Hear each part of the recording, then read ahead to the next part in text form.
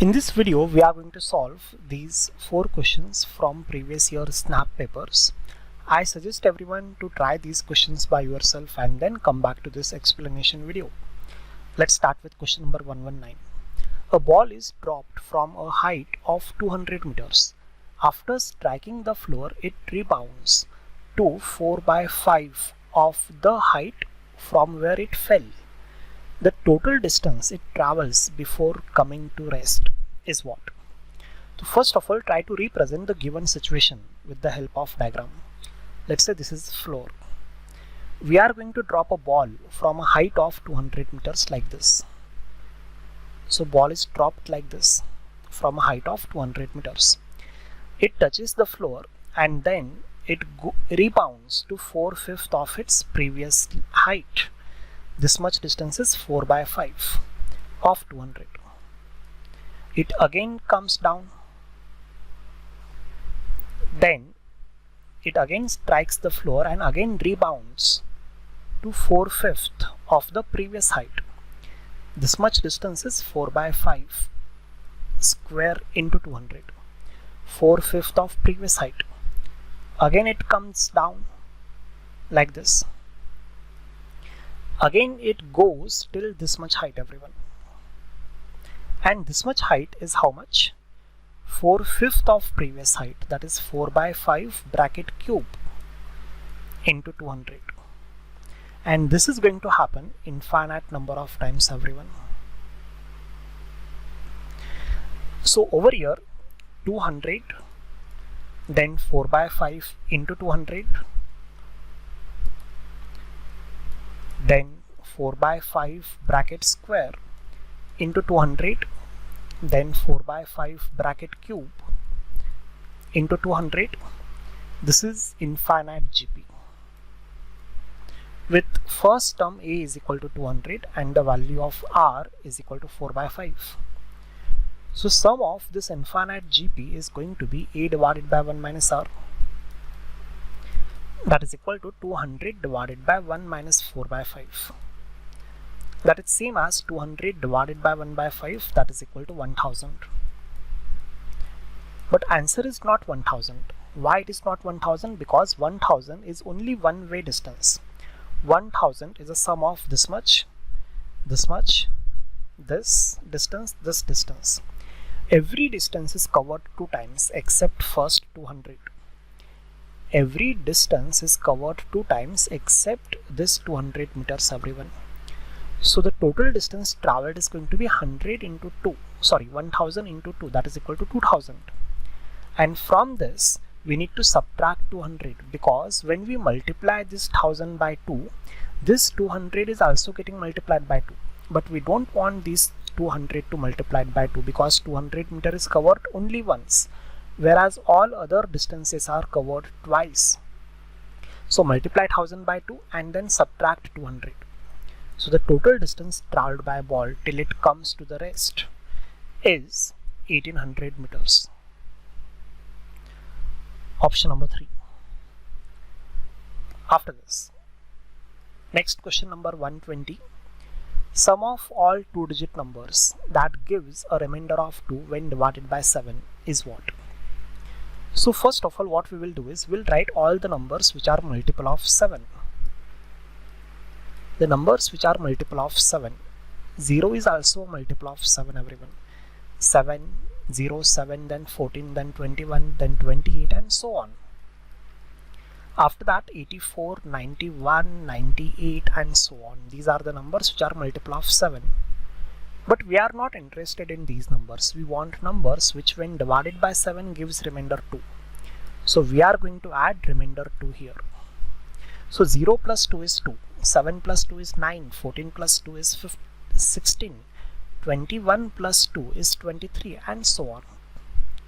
84 plus 2 is 86, 91 plus 2 is 93, 98 plus 2 is 100, and so on.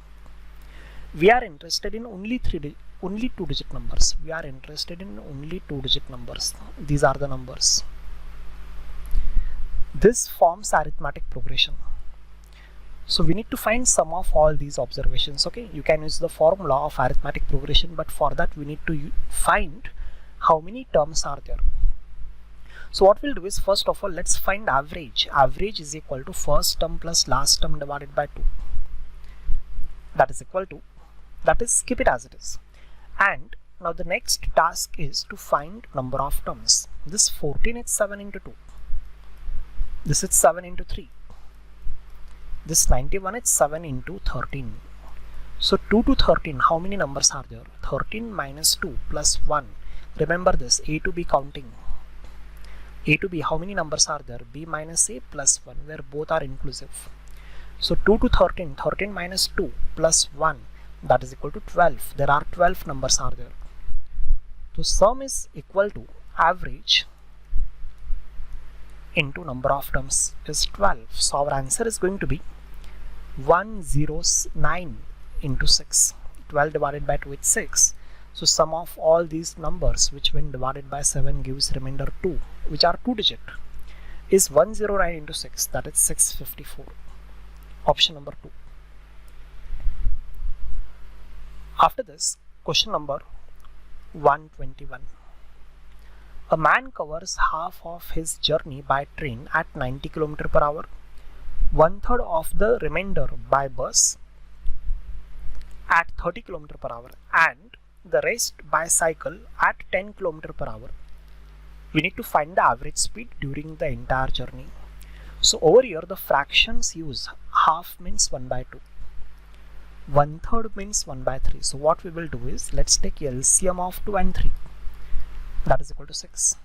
So let's assume that total distance traveled is equal to 6 kilometers. You can assume any other number. I am going to assume 6 kilometer just for calculation convenience. So now this distance is divided into 3 parts. The first part is half of the distance. That is equal to 3 kilometers. Now the second part is 1/3 of remainder. Look here, 6 kilometer minus 3 kilometer is 3 kilometer. 1/3 of 3 kilometers is 1 kilometer. And the remaining distance is 2 kilometers. We know the speed. Speed for first 3 kilometers is 90 km per hour. For next 1 kilometer the speed is 30 km per hour. For the last 2 kilometers the speed is 10 km per hour. Over here let's find the total time taken to travel. Time is equal to distance divided by speed plus distance 1 divided by speed 30 plus 2 divided by 10. So let's do this calculation. The LCM is 90. It is going to be 3 plus 3 plus 18. That is equal to 24 by 90. That is equal to 6 4s are 6 15s are. The formula to find average speed is equal to total distance traveled divided by total time taken. Total distance traveled is 6 kilometers in a time 4 divided by 15. So it is going to be 6 into 15 divided by 4. That is equal to how much? Let's have a look at it. 90 divided by 4. That is equal to 22.5 kilometers per hour. This is our average speed. After this, let's have a look at question number 122. John's grandfather was 5 times older to him 5 years ago. He would be 2 times of his age after 25 years from now. What is the ratio of John's age to that of his grandfather's age? So in this question there are 3 time periods are there. First is present ages, then 5 years ago, and after 25 years. 25 years after. John and his grandfather. So we know that 5 years ago, if the age of John is X, the age of his grandfather becomes 5 into X. So today the age of John becomes X plus 5, age of grandfather becomes 5X plus 5, and after 25 years the age of John becomes plus 25. x plus 5 plus 25 is x plus 30. Age of grandfather is 5x plus 5 plus 25 is 5x plus 30. And after 25 years, what is going to happen? He would be 2 times of his age. Means John, he would be means grandfather. The age of grandfather is equal to 2 times age of John. That is equal to x plus 30. So let's solve this equation. This equation is 5x plus 30 is equal to 2x plus 60. So the value of 3x is equal to 30, x is equal to 10. We need to find the ratio of their present ages. So the ratio of their present ages, the age of John becomes x plus 5, that is 10 plus 5, that is 15. And the age of his grandfather